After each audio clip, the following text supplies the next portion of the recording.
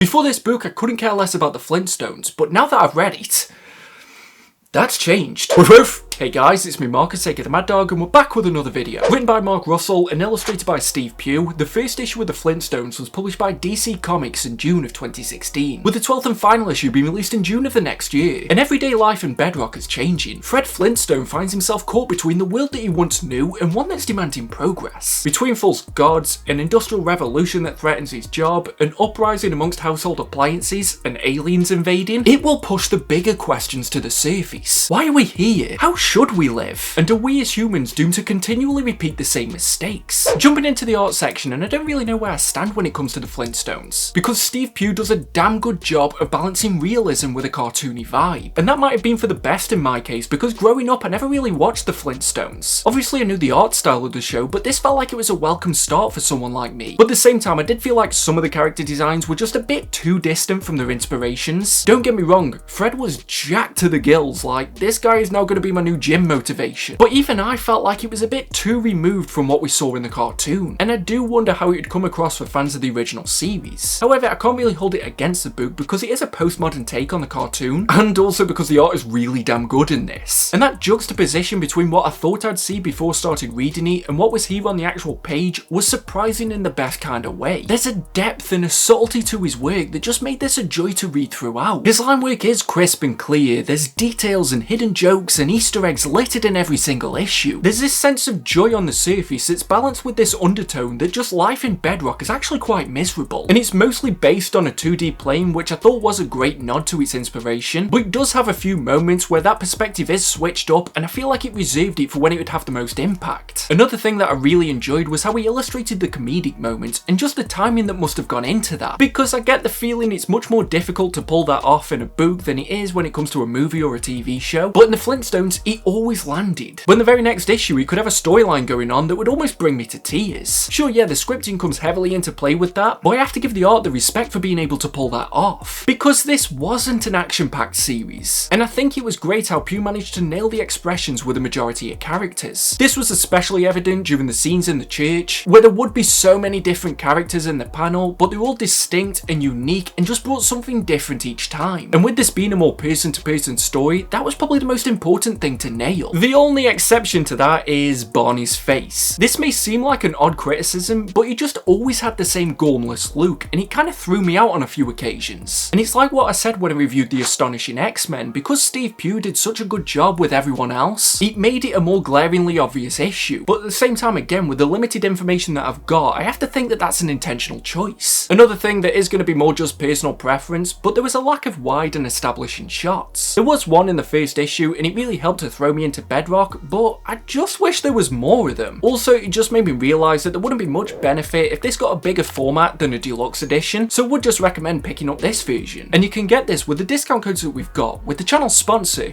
Organic Price Books. They've got great packaging, fast shipping, and amazing customer services, and if you use code WOOFWOOF, you'll get $2 off your order. And if you're ordering 3 or more books and you want them to be delivered together, make sure you use code WOOFWOOF, ship it together for 5% off your entire order. Don't worry, you can just copy and paste them from the description down below, and you can use these codes as many times as you like. Jumping into the story section now, and this was one of the most intriguing reads that I've had in probably the last couple of months. And the only thing that really comes close to it is something like Tom King's Vision. And before I even started reading this, I heard a lot of people saying that this just wasn't what they expected, and I agree with it, but I think it's for the best reason possible. And what surprised me most is that for 12 issues, there's just so much that I could talk about here. And at the same time, I don't want to ruin everything that happens in here, because it's very rare that you get a genuine surprise when you're reading collected editions. Yet the Flintstones somehow managed to remain unspoilt for me, and I think that's the reason why I enjoyed it so much. And what's best is that I didn't feel held back because I didn't know a lot about the franchise. But there was this element early on that kind of just got abandoned. They framed the start of this book in a modern day museum where they're all pondering the life of this Neanderthal, but they just don't carry that on into any of the other issues, and I was like, did they just forget? And I think that framing device could work really well throughout the rest of the series, because I loved how each issue had a few different things going on, on, and it didn't linger on any of them for too long. It also meant that there were some really key standout issues where it felt like all the stories that were going on just had some kind of overlap but also worked on their own. The first issue, the one about marriage, and the one where all the elections were going on were the ones that come to mind. And to play devil's advocate, because it tries so many different things, there's obviously going to be some of them that weren't as good. I really wasn't a fan of the alien issue, which I know when I say out of context, it sounds like Robert Kirkman's original pitch for The Walking Dead, but I also guess that that makes it reminiscent of a TV series where there will be some episodes that you prefer over others. But it does just make me wonder if someone's enjoyment of this series is going to be determined by which stories they enjoy more. And if it is that you only like some of them that crop up in a couple of issues, then maybe you won't like this series as much as I did. Because when I think back on it, I just remember the individual stories that I liked rather than something that happened on the overall series. Because for example, there's one story that comes to mind where Fred and Barney were roped into selling these vitamins door to door, and it was this great mocking of side hustles and how we'll put so much effort into something and develop this dream where we think we're going to be the one person that's going to succeed even though other people have failed before us, and people are just going to hurl abuse at you just for simply trying, and you'll spend hours of your limited free time to barely scrape by an extra couple of pence. And I'm really glad that this storyline was in here because a lot of the other satire I could really relate to, but this was something that I just couldn't really attach myself with. Like, there was no aspect of my life that I could think of where I've poured hours of my life and soul into it for such minimal gain.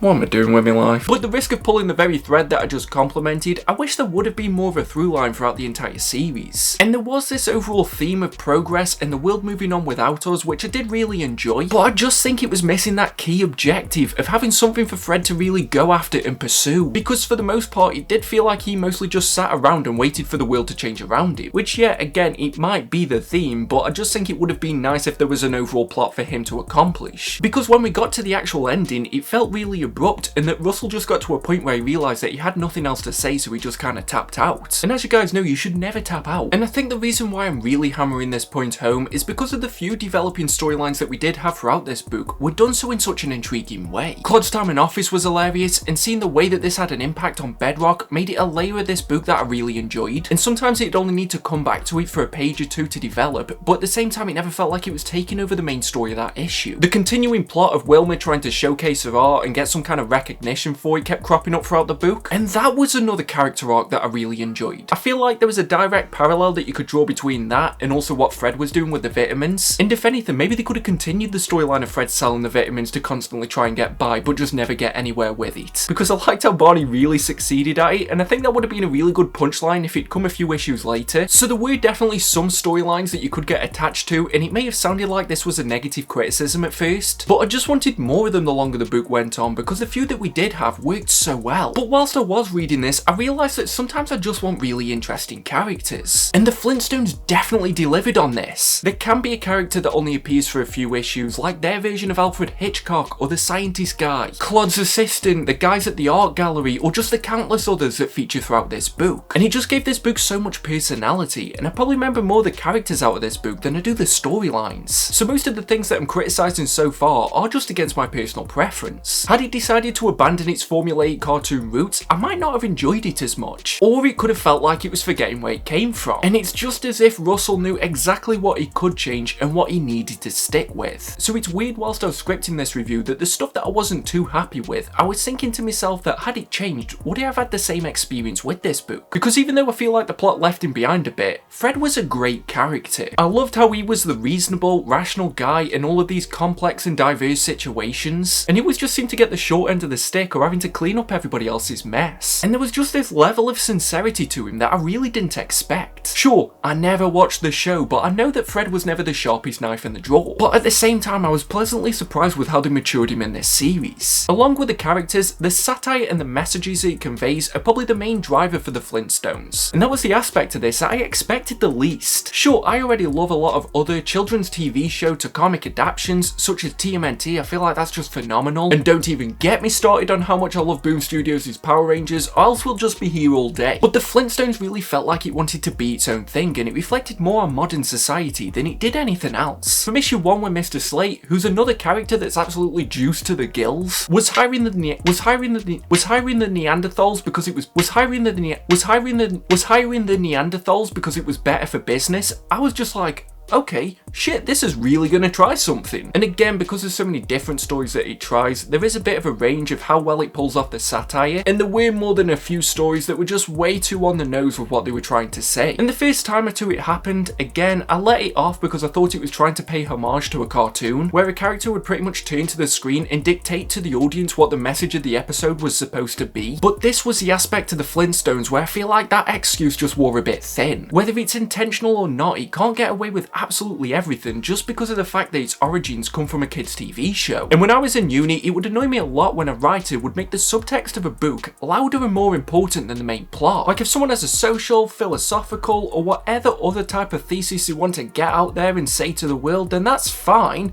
But why not do it as just like an essay? Like there's no harm in that, it doesn't make your point any less valid, but I always feel like with a work of fiction, the story should always come first. Because if someone is a dumb reader like myself, then they might not even pick up on the subtext in the first place, but at least they've got a decent plot that they can enjoy. I don't know, maybe I'm alone on that one. And maybe that's me being a bit too harsh because it isn't that bad when it comes to the Flintstones. But my problem with it is that a lot of the time there's these storylines that crop up that highlight an issue and then just don't really say much more. Maybe it's because sometimes it was just so on the nose that there wasn't really much else that you could have said in the first place. And it's all well and good knowing what the problems and the divides are in the world, but just pointing at them doesn't really do much. You haven't really opened my eyes up to anything there, you've just reiterated what I already knew. But Russell was still able to base a message around the story that he was trying to tell, rather than sacrificing it to the message. And this may not be a deal breaker to most, but if you're anything like me, you'll appreciate me saying this, but the kids don't take over this book, and they're also not that annoying. I make it no secret that I hate kids, and it's very rare that a story is going to be better because it focuses on the child characters, except for maybe something like Paper Girls. But there were a handful of occasions where the kids would be involved in a slightly different version of the main story, like during the election issue when they were holding one in the school at the same time as one was going on in the city, and I really enjoyed that, and I didn't think that I would. It gave me the sense that Russell was trying to say that the next generation will always try to go against what the parents have done, but will sometimes just make the same mistakes anyway. And those were the moments of subtext that I really enjoyed, where it felt like the message wasn't just being dictated to me. And if I'm honest, having both of those types of approaches really helped to keep this series varied. And one satirical aspect that I was a massive fan of was the news presenter. I'm from the 3D Universe GTA era, so this tongue-in-cheek type of style was really up my street. And despite at first being confused as to why there's a TV in this prehistoric era, it entertained me enough so that I didn't really question it that much. And I ended up realising that if they had taken that out, part of the soul of this series would have gone for me. And the great thing is it wasn't just about the humour, because it wasn't afraid of hitting you in the feels. There were two stories in particular that did this, and one really stuck the landing, and the other just fell a bit short of it. The one that I felt didn't work as well was with Joe, this character that was clearly going through some kind of mental health struggle after returning from the war. They introduced him in quite a bleak humoured way, and I was wondering if he was just going to be a one-off kind of punchline, but then they brought him back in when the alien story ramped up, and I thought he was going to have this big moment, but it just didn't hit as hard as I felt it could have done. Especially given the build-up, I feel like they took the pin out of this grenade way too early, because the war backstory was a layer to this that was genuinely fantastic. Again, it was something that I didn't have a clue about going in, but by God was this interesting every time that it showed up, and again it just didn't overstay its welcome. Just the moments with the men all at the group counselling and trying to figure out if they were fighting for what they truly believed in or what they were told to believe. I loved that, and as well just having these muscle-bound men in this book and having this outlet where they could truly be vulnerable was something that you don't often get to see, even if it was hidden away from the rest of their lives, and you get to see how people treat them once they are outside of that room. Again, this was the type of subtext that I like, especially in today's society where men are constantly told that they shouldn't be afraid of being vulnerable and that you can talk and that you can cry, but if you show any kind of weakness, people will just take the mick out of you. Having that reflected back at me in this book of all things, I have to give it credit for that. And Russell went one step further and tied it into the phrase that even a Flintstones noob like myself knows. Because yeah, it was impressive what Russell could do with these established characters, but to be able to add a new meaning to the catchphrase that's almost as famous as the main character itself is phenomenal. And that page in particular, when they're at that meeting and they all say it at the same time and you can just hear the voice even though you're reading it through a page, is something that really stuck with me and I think shows the true strength of this book. And the other storyline that hit me in the feels, of course, it's gonna be Armadillo. Honestly, I'm hearing some of these sentences that I'm saying out loud and it sounds like I'm just talking gibberish. When I spoke about the comedic timing in the art section, that also extended to the emotional punches. There's a single page turn in this that just completely broke my heart. It was almost as sad as the moment that completely breaks me in Y the Last Man. I am one of those people that loves animals way more than I'll ever do humans. There's literally a cat that's sitting on my knee right now. At the risk of permanently taking this video out of focus, I'll show you him.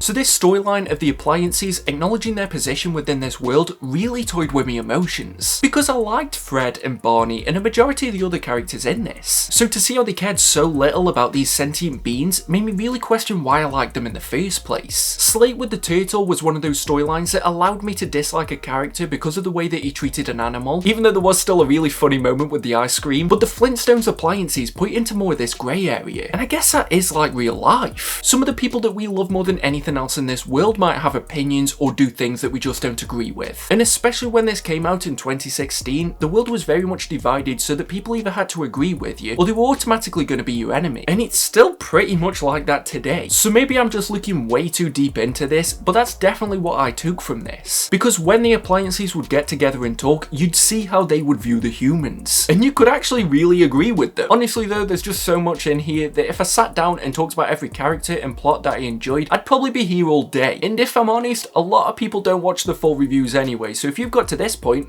thank you. You're keeping this cat fed. This is my final verdict. And a genuine surprise is hard to come by these days. But the Flintstones was that, and in the best way possible. This was a thoroughly entertaining comic that brought forward a ton of social issues that felt equal amounts satire and commentary. The art is a unique perspective on a beloved cartoon that managed to hit that same middle ground of respecting the source material, but innovating it at the same time. There's a lot that this book throws in there, and sometimes it does feel like it's a bit too much, and it doesn't give some of the more interesting storylines an opportunity to reach the full potential, but at the same time it had me constantly wondering if Russell did that intentionally. And when a book has me pondering the writer's intention, it must be doing something special, or it's doing something really bad, but in the case of the Flintstones, it's definitely the former. I have to admit, they often did leave me wanting more than what I got, which can be a compliment, but not so much when it happens in nearly every issue. So there is definitely a lot to love about this, but I also don't think that it's perfect. And I can see this being a title that isn't really for everybody because it is quite on the nose when it comes to some of its commentary, but for me personally, I felt like that was done in a way that contributed to the overall experience. And at the end of it though, this was just a thoroughly entertaining read. And yeah, I often get called out for being a bit too harsh on my criticisms, but I can't give everything 100%, else there wouldn't be a point in making the video. So I'm gonna try out a new rating system that I haven't even figured out for myself yet. And with that being said, when it comes to the Flintstones from DC Comics,